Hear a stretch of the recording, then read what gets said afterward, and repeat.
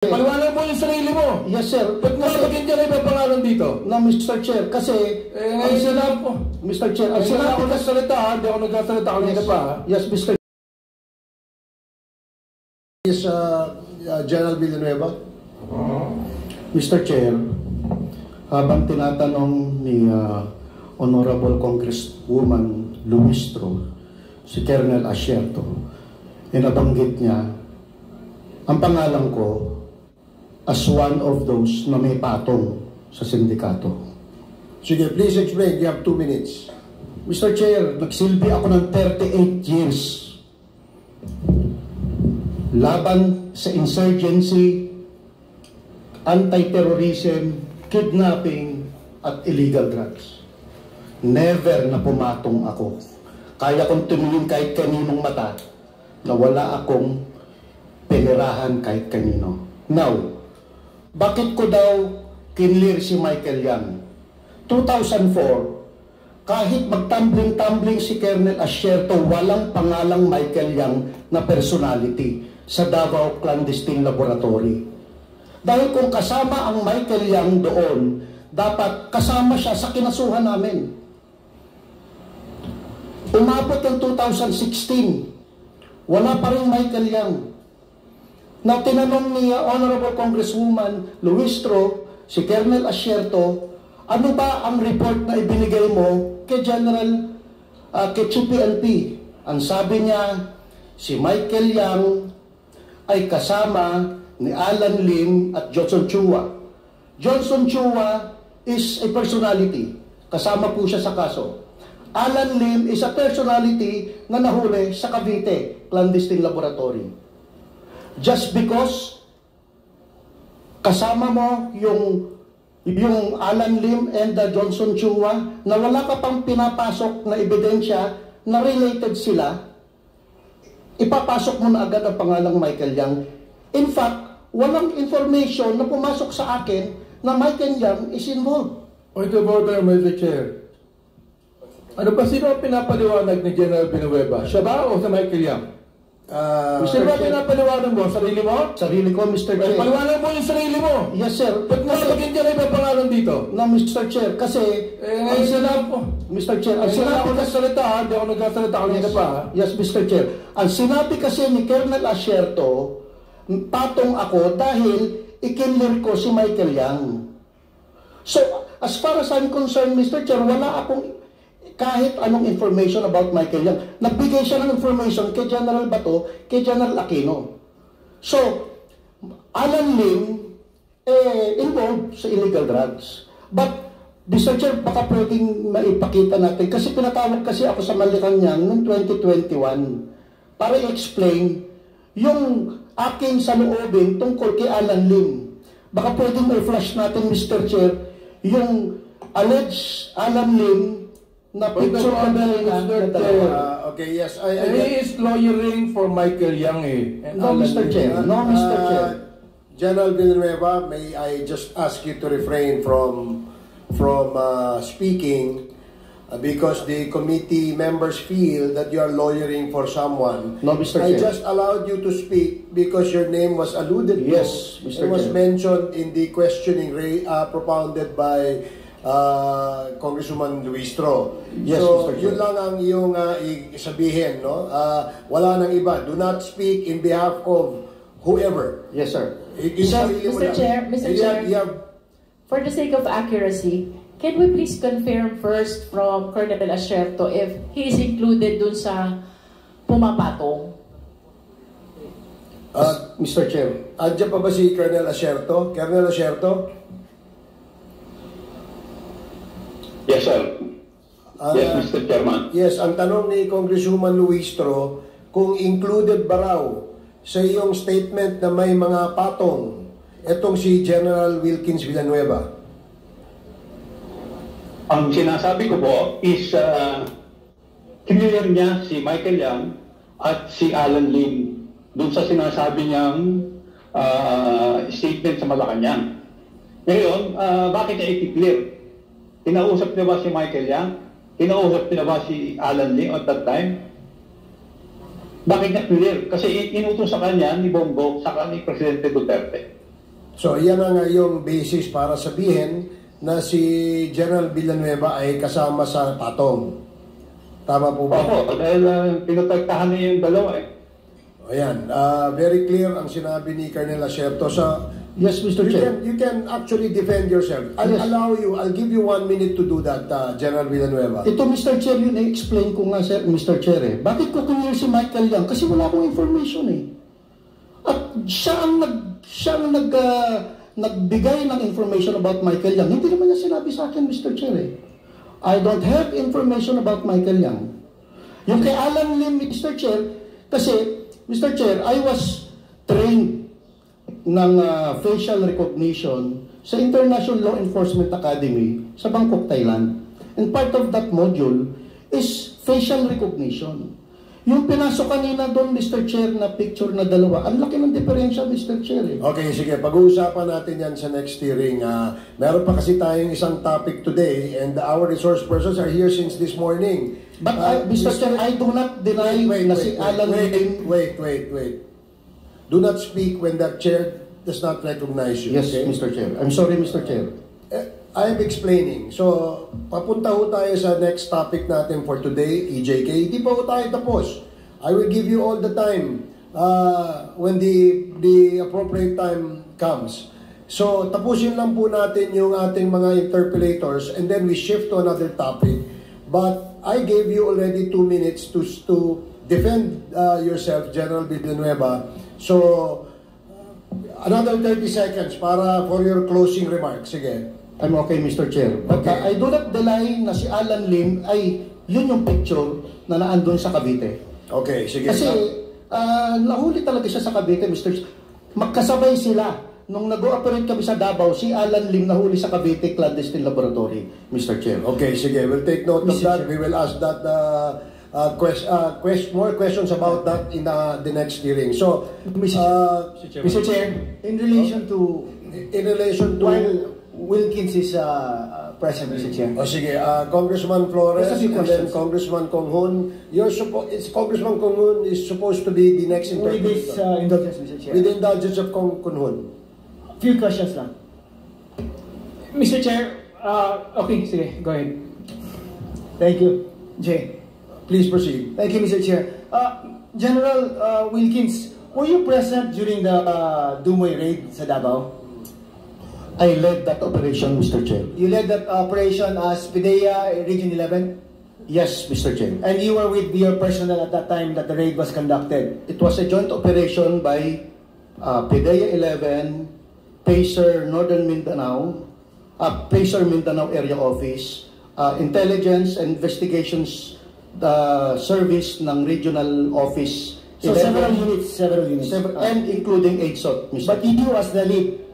Yes, Mr. Chair. Kasama ko dyan si Colonel Asierto, Mr. Chair. Alright. Now, in this raid, this resulted in the death of 6 Chinese drug suspects, correct? Yes, Mr. Chair. And that there were hundreds of kilos of shabu confiscated during this raid. Yes, Mr. Chair. Now, in this raid, which you led, did you prepare or submit an official report to your superiors in the PIDEA? Yes, Mr. Chair. Now, before I go back to you, DG Lazo. Yes, Your Honor. Sir, does PIDEA have a record of this report that General Wilkins is referring to? None, Your Honor. None? Yes, Your Honor. From the official records of PIDEA? Yes, Your Honor. Why is that so, Director General Lazo? The reason that I'm getting from my office, Your Honor, is that PIDEA only came into creation 2002. So this happened in 2004. So apparently, hindi pa institutionalized yung submission of reports noon. So, Point of order, Mr. Chair. What is the point of order of Congressman Ako? Is the Director General of PIDEA lawyering for Director General Wilkins? I'm sorry, Your Honor. Because the question of the Honorable Kit Flores requires an answer from DG Wilkins Villanueva. I was asking you, Mr. Chair, first, why there was no report that was located in the PIDEA office muna, as him being the Director General now, Mr. Chair. I agree. I know that there was none. There was none. So there is none on the record. None, Your Honor. Now, General Wilkins, why is that so? It was 20 years ago, Mr. Chair. So are you saying it's lost or something? I don't know, Mr. Chair, kasi hindi ko po alam. Ang repository ng report na yan, Mr. Chair, ay ang operations. But you are certain that you made a I report? did, Mr. Chair. Okay, now, in this raid, General Villanueva, were there suspects that were arrested during the raid? Yung asawa si Mr. Chair ni Alan C. At yung kapatid niya na si Jong Lim. Wala na ibang mga Chinese that nahuli? Wala na po, Mr. Chair. So there's no truth to the reports that there were 11 other suspects that were arrested? I don't know what he's talking about, Mr. Chair. Okay, so there's no truth also to the fact that there was this news report made by a certain reporter, Edith Regalado, dated January 2, 2005, that there were 8 other Chinese individuals who were arrested as a result of that raid. Kasama ko, Mr. Chair, si Edith na naandun, Mr. Chair eh.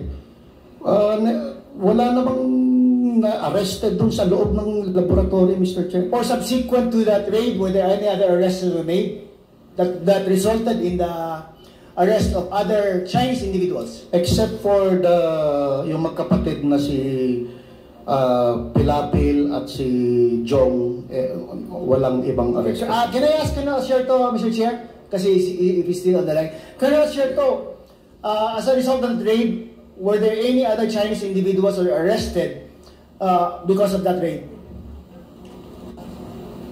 Meron po. Meron, ilan po?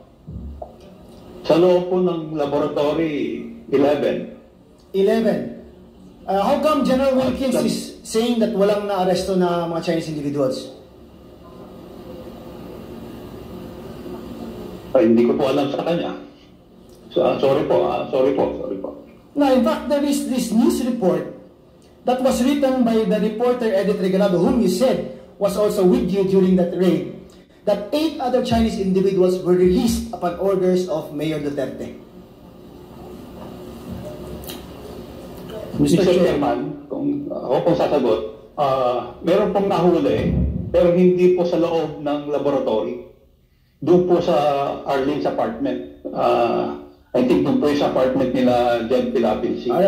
Wilkins is confirming this. Yes, Mr. Chair. Kasi yung clandestine laboratory, it's a separate area. Alright. Yung Mr. Chair, yung safe house nila, yun yung unang pinuntahan nila pagdagaling sa airport. So what we did for questioning, kinwestiyon namin lahat ng mga Chinese na naandun. But eventually, they were released. Because, for what reason? Walang participation, Mr. Chair. You conducted the interview yourself or your office as the lead agency? Yes, Mr. Chair. And you found nothing that would implicate them to the drug laboratory in Dubai? Yes, Mr. Chair. Is that correct, Colonel Sherto? Sa tingin ko po mali. Kasi po ang alam ko pong humuli sa kanila ay ang Bureau of Immigration. Kaya po sila kinuha ng Bureau of Immigration for immigration violation po. Kaya po sila na-release kasi wala po sila dun sa laboratory, hindi naman po sila na puli dun sa loob. Kaya ang humuli sa kanila, ang kung matatandaan ko po ay Bureau of Immigration. Kasi hindi ko nga po alam na hinuli nila yun. Nalaman ko na lang po later na. So, ang nag-imbisiga, ang humuli, Bureau of Immigration. Okay. Or immigration violation po. Thank you. General Villanueva, now do you confirm that Colonel Sherto was present with you during the raid? Yes, Mr. Chair. Do you confirm that Art Las Cañas was also present during the raid? I don't know Art Las Cañas. I did not saw him. I did not even talk to him. Do you know if Sunny Buenaventura was also present during the raid? Hindi ko matandaan, Mr. Chair. But usually, kasama siya parati ni Mayor. Okay, now, side issue lang, kasi kanina na-mention mo itong Alan Lim.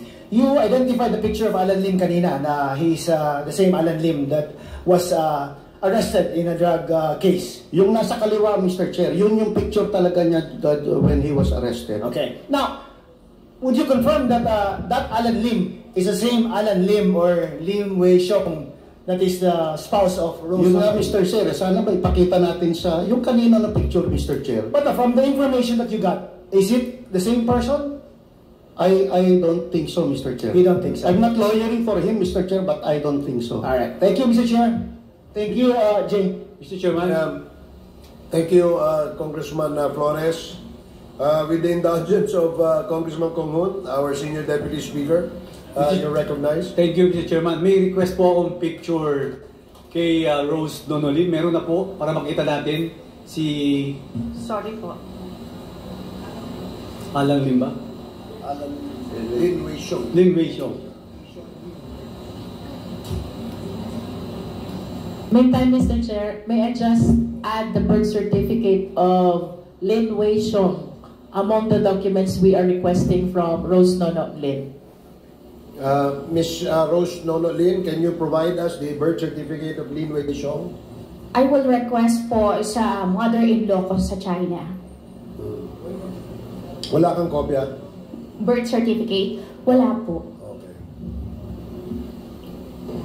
Sige, Picture na lang po. if you have the picture of your husband, please forward that picture to the committee so we can proceed with Congressman Kong Hoon and then Congressman Dan Fernandez and then Congressman Gutierrez and last will be Congressman Romy Acop to recap before we shift to the next topic. Sorry, Mr. Chair. Saan ko po i-forward yung picture? Comsec, can you please assist? Thank Okay, you po. Congressman Kong Hoon, you're recognized. You have 10 minutes. Thank you, Mr. Chair. Mr. Chair, can I ask a question kay Mr. Jimmy Guban lang po in connection sa tinanong ni Congressman Luistro. Please proceed. Mr. Jimmy Guban, kanina may binanggit ka na sabi mo, save the Queen, that they wanted to be the next president. Maaari po bang pakilinaw ito at sino po yung tinutukoy ninyo? Wala mo magagawa. Your Honor, Yung kawayan, that involves already tight security, Your Honor, in my family again. Ayusin ko muna security ko, Your Honor, and I will involve so are the implementors of that, Your Honor. Kasi binanggit mo na kanina rito no? So, gusto lang nating i-elaborate sana. May binanggit ka na save the Queen, that they wanted to be the next president. So, napakagulo ng statement na to. Gusto lang natin malinawan kung anong ibig sabihin dito. Your Honor, thank you very much dahil again, Your Honor, hindi lang po ang patayan sa regular na street sa labas. Sa Bureau of Customs, if you will remember, Your Honors, the Honorable Chairman, ilan po ang pinatay sa Bureau of Customs? 3, 5 customs employees. Paglabas ng opisina, binabaril na lang, patay. I think may nabuhay yata isa, dalawa. Nasa kulungan na pa ako, Your Honor, pero minsan may nakakausap. So, that is part of the Davao Mafia, Your Honor.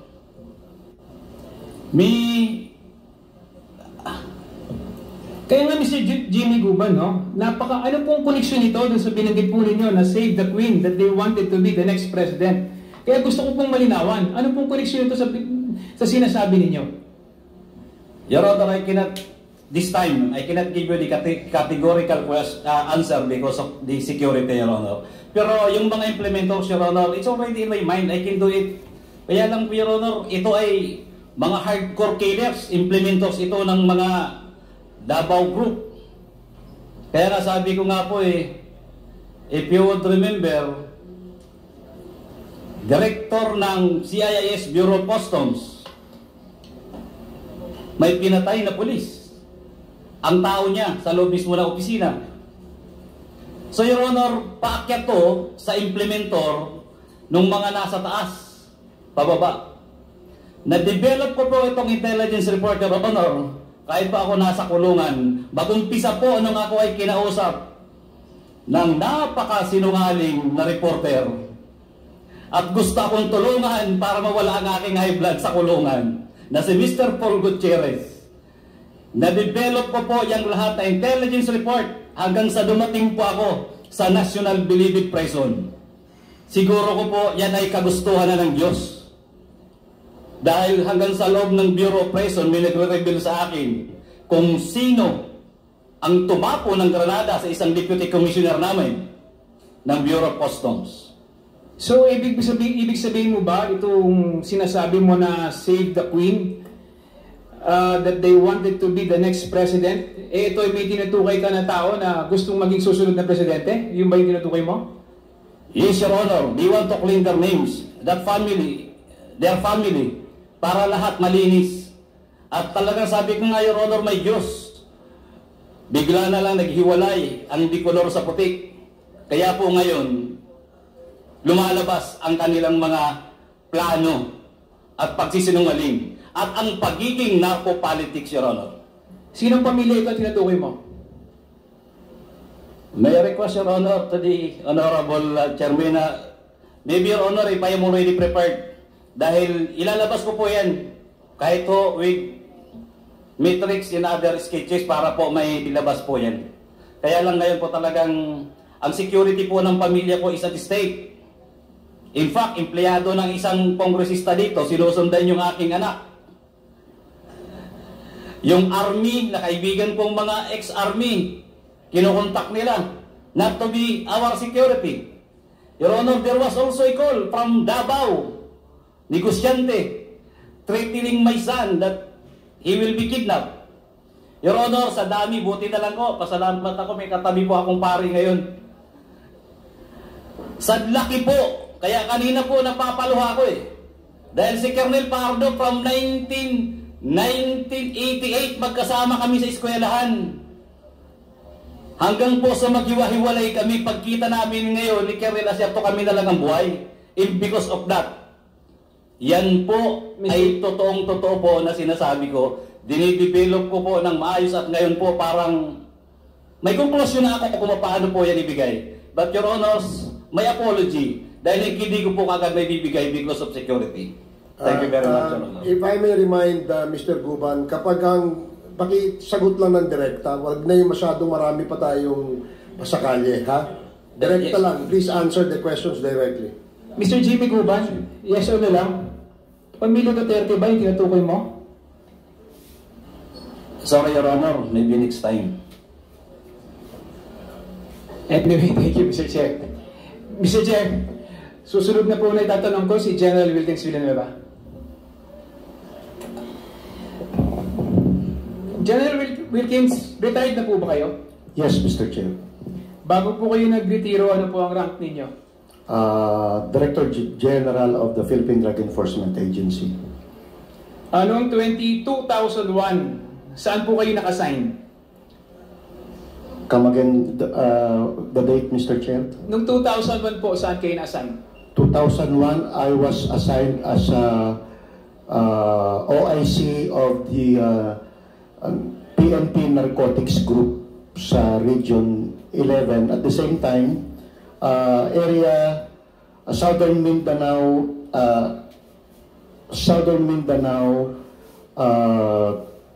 team leader po ako ng PACER during that time. General, taga-Davao po ba kayo? Hindi po, Mr. Chair. Matagal na po ba ninyong kilala si former President Duterte? I was assigned in Davao from 1995 to 2007, Mr. Chair. Kaya so definitely may acquaintance at nakatrabaho ko na rin po si former President Duterte. So kilala niyo po siya? Officially, sa pagtatrabaho, yes, Mr. Chair. Malapit po ba kayo sa kanya? Law enforcers kasi, Mr. Chair, malapit talaga sa kanya, Mr. Chair. Noong 2001, ay nasa Davao po kayo, malamang alam niyo po yung nangyari sa, may alam po kayo sa Davao Death Squad. Come again, Mr. Chair? Noong 2001 po, na-assign kayo sa Davao, malamang po may alam kayo sa Davao Death Squad.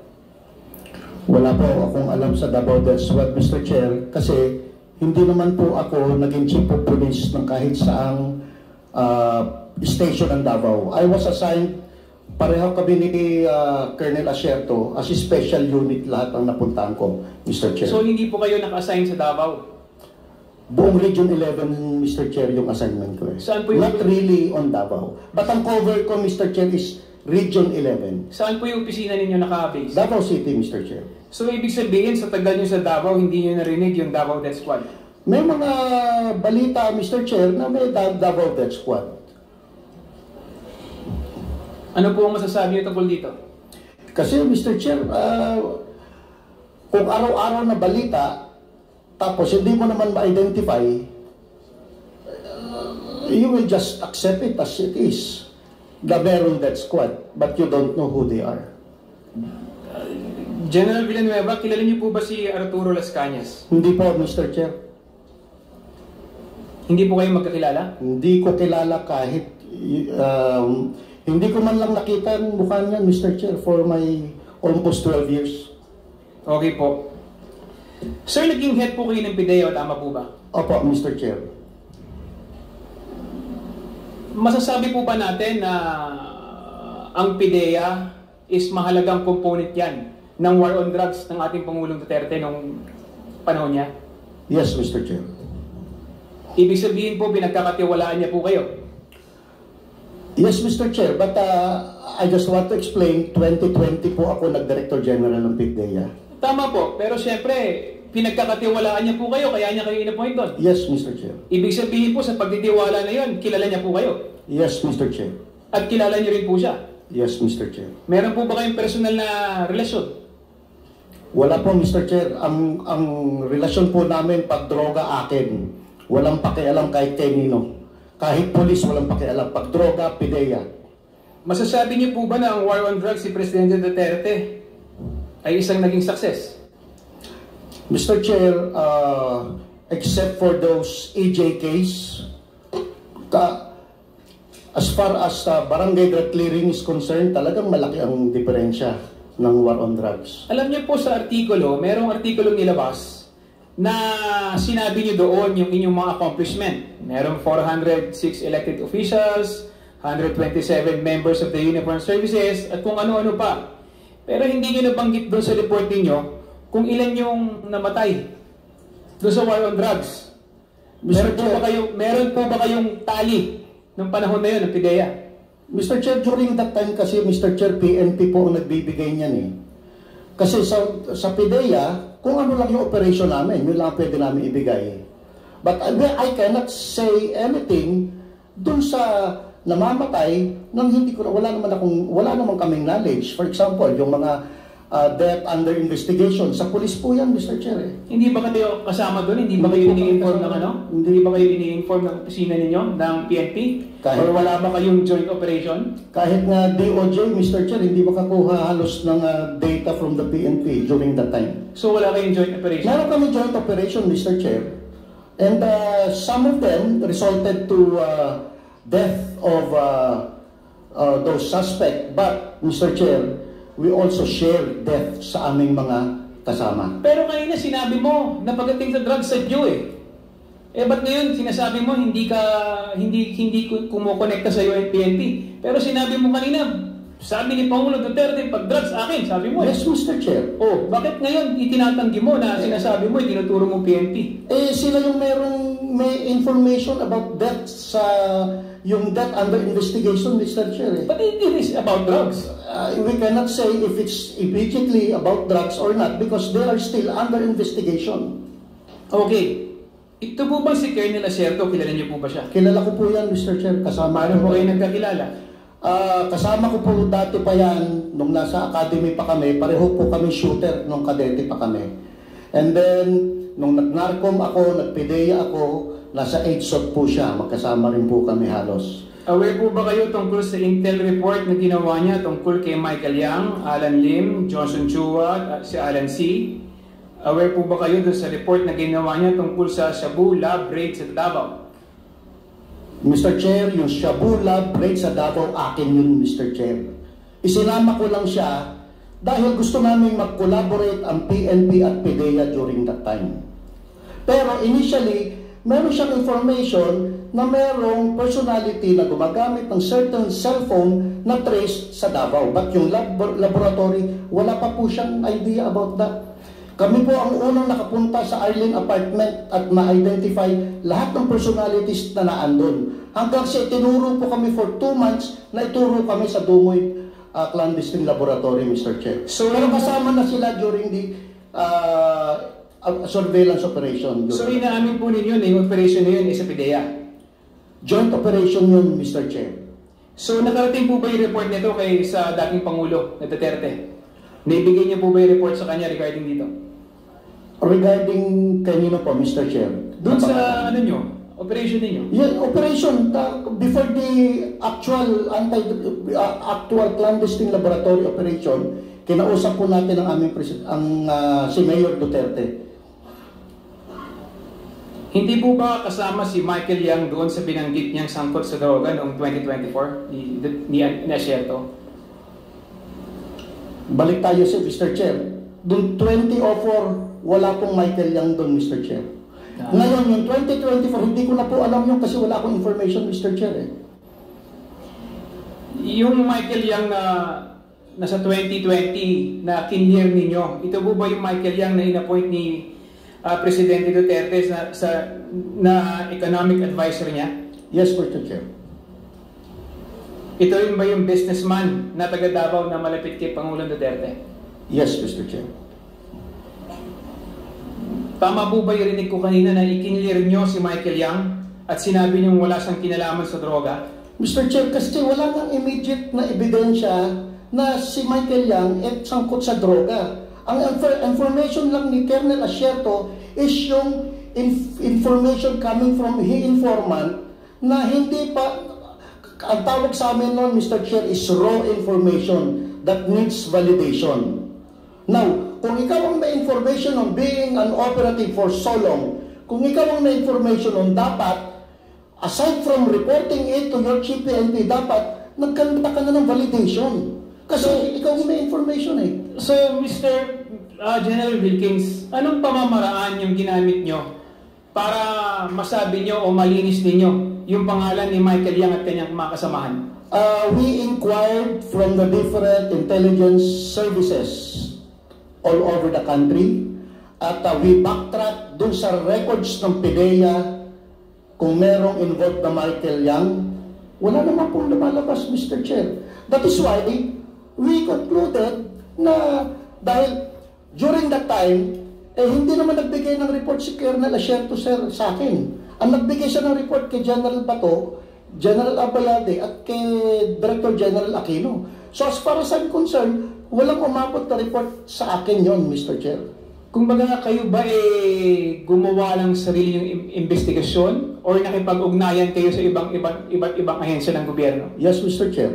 Anong ginawa niyong pakikipag-ugnayan sa iba't ibang ahensya ng gobyerno? Mga tawag-tawag and then inquiry, letters from different... Usually kasi, Mr. Chair, meron kaming grupo talaga na ang bilis ng text lang eh. Text, sir, may involvement pa to.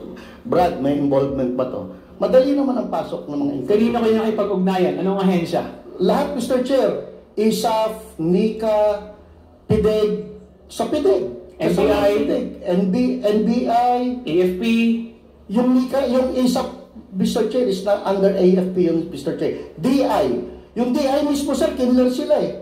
Kinler si Michael Yang eh.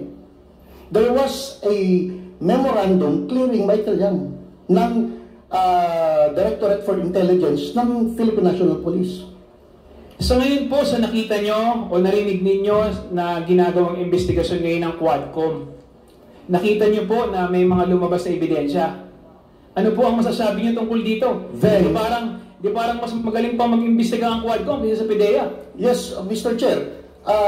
Yes, Mr. Chair, inamin niyo po, mas magaling mag-imbestiga ang Quadcom kaysa sa...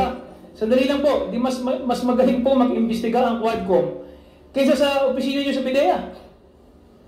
No, Mr. Chair. Kailan lumabas si Michael Yang? Nung nagkaroon ng drug haul sa Pampanga. Doon pumasok si Michael Yang. Before that, wala namang actual ebidensya si Michael Yang eh. Now, may mga ebidensya against him, then we have to pin him down. Beg to disagree. Marami ng mga chismis at At na tayong mga naririnig na involved si Michael Yang, Alan Lim sa drugs. Mr. Chair, we cannot act on mere chismis kasi hearsay yun, Mr. Chair.